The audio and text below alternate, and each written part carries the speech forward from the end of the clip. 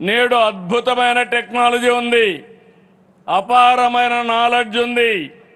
వీటిని సమర్థవంతంగా వినియోగించుకునేలా ఎక్కడికక్కడ లీడర్షిప్ తయారు చేస్తున్నాం.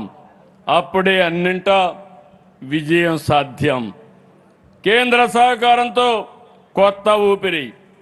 24 నెలల క్రితం మేము పాలన ప్రారంభించినట్టు చుట్టూ చీకట్లు, కానీ ప్రజల మద్దతు, కూటమి ఐక్యత, కేంద్ర ప్రభుత్వ సహకారం ఈ 3 రాష్ట్రానికి కొత్త ఊపిరి పోశాయి.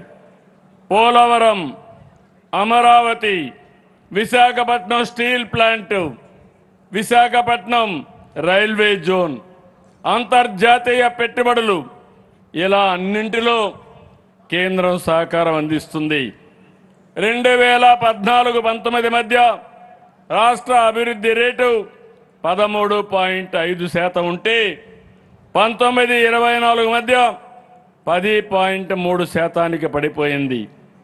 అన్ని వ్యవస్థలు తిరిగి గాడిలో పెట్టడంతో నేడు వృద్ధి రేటు 11.3% పెరిగింది. గత ప్రభుత్వం వదిలి వెళ్ళినటువంటి 9,74,000 కోట్ల అప్పులు, బకాయిలు రాష్ట్రానికి గుదిబండగా మారాయి. అయినా నమ్మకంగా ముందుకెళ్ళాం. 370 రుణాలపై వడ్డీ భారం తగ్గించాం.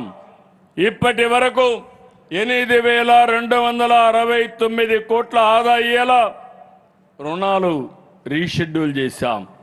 గత ప్రభుత్వం నిలిపివేసిన 86 కేంద్ర ప్రాయోజిత పథకాలను పునరుద్ధరించాం.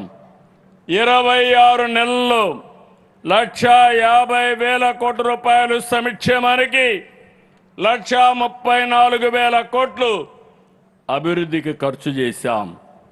మహిళా సాధికారిత, సమాజంలోని చివరి వ్యక్తికి కూడా సాయం అందేలా, ప్రతి కుటుంబానికి న్యాయం జరిగేలా పనిచేస్తున్నాం.